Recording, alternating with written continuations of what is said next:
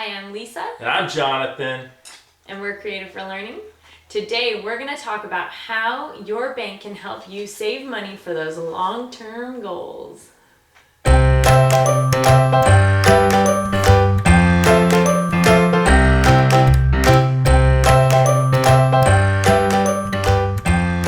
here's the problem we had, at least, is our money would go to one main bank account. But then we were trying to save up for the random things that come along, those surprises, like, oh, you need new tires. And we wanted to make sure that we had enough money for those little surprises so that they weren't surprises, so that it was just kind of a peaceful, like, oh, we need new tires. Okay, here's the money for the tires. So we found a bank that could, within our main savings, make smaller little accounts. But they were all still under the same account number. We actually found a credit union in California called Schools First. But whatever it is, try and find a bank that can help you by having it break down into smaller accounts. Shout out Schools First. Yay. You saved us. You saved us. Saved our sanity. Yeah, seriously. So here's what we do now. We thought up all the long-term items, and this is an ongoing process, but all the long-term items we wanted to save money for. Basically, anything that was going to drop a $500 bomb or more on our finances. And you know those, right? You're like, no! And then all of a sudden, you need to come up with $800 for that thing. And you don't have it. We just don't have it. Or you have to go right into the giant fund, right? Or they might have an emergency fund. Yeah, Maybe you've got a giant emergency fund in there, but you don't. Maybe it's not labeled out. We wanted to know what all that money was for. How much more do I need to have saved for that thing? And so we've been just on an ongoing process of coming up with all those categories. So here I'm going to shoot them at you right now. The ones we have. New used car, auto maintenance, tires, travel, college and dowry for the girls, TV, refrigerator, washer, dryer, mattress, computers, computer software, virus protection, phones, cameras, and a down payment for a house. Mm-hmm. I just realized that we call it a dowry, and that might sound funny to people. Yeah, we're old school sometimes. It's fun. It's fun just to give them... Yeah, I get it, yeah. So those are ours, right? And then what we did, and we're open to more. If you think of any, let us know. Mm-hmm. But we made a mini account for each one. Schools First calls them shares. Whatever bank you go with is going to call them something different. And we planned how much we needed to save each month so that we'd have enough saved when we needed to purchase each of those goals. So, for instance, for our new car, we projected out into the future. When are we going to need new cars? And how much are we going to spend on them? And then we divided by that number of months, and that's why we saved $250 a month for our cars.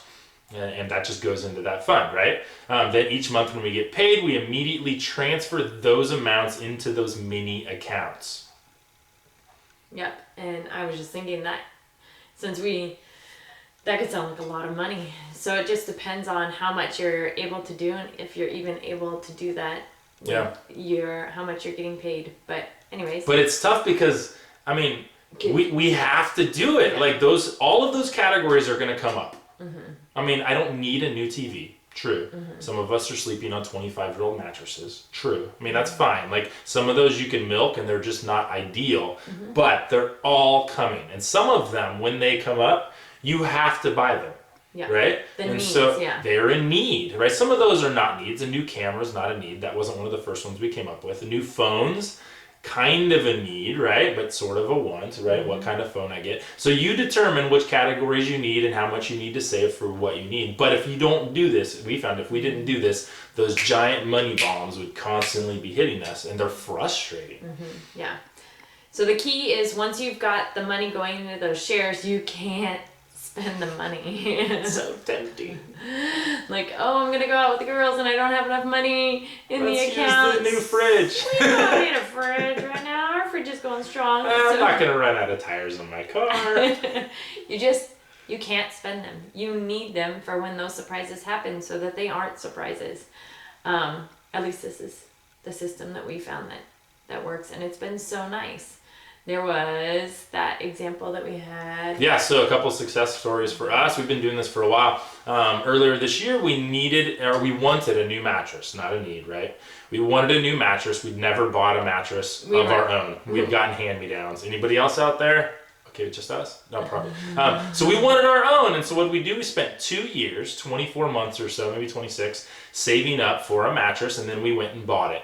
Cash. Done. Like, none of these payment plans or anything like that. We just bought it. And it felt great. Like, we saved up and it was done. Then this month we needed a new fridge. We moved and our old place kept the fridge. We needed a new fridge. What were we going to do? Luckily, we'd been saving for a fridge. Now, we hadn't been saving long enough to pay for the whole fridge. And I think we kind of underestimated how much fridges would cost. Yeah. A little bit. Because we weren't saving. We were saving for like $1,500 and they were like, more than that sometimes. And so we ended up paying more, but here's the key is we had almost all of it, or at least more than half of it, and we were fine with that. Like, we're fine with that. And then guess what we have to do this month? Start saving for our next fridge. That seems so silly. What? I'm not going to need a new fridge for 10 years. Yeah, but in 10 years you're going to need a new fridge. So we can save or in whatever, right? $5. Yeah, so we just decided what is that, 360 months, and that's probably like $10 a month. $10, there you go. I can save $10 a month for a new fridge, right? And then I got a new fridge. If I wait longer, then it's $100 a month or something like that. And so, yeah. $3 a month. Sorry, I'm checking on it. Am I underestimating the cost again? Okay. So we hope that this leads you to thinking about what it is that your needs are and your wants are, so that you can plan out your long-term goals and how much you might want to save and how much you're able to save, so that you don't have these kinds of surprises. And we welcome your ideas, because we know that we are creative for learning and we've always got things to learn. So if you have some other insight, let us know. Yep. And so that leads to our conversation for the day. And we like some of the new comments that are coming in, so keep those rolling. Here's our question. What tips, tricks, and strategies do you have to save for your long-term goals? Help us out. Let's learn together. In the meantime, keep being awesome.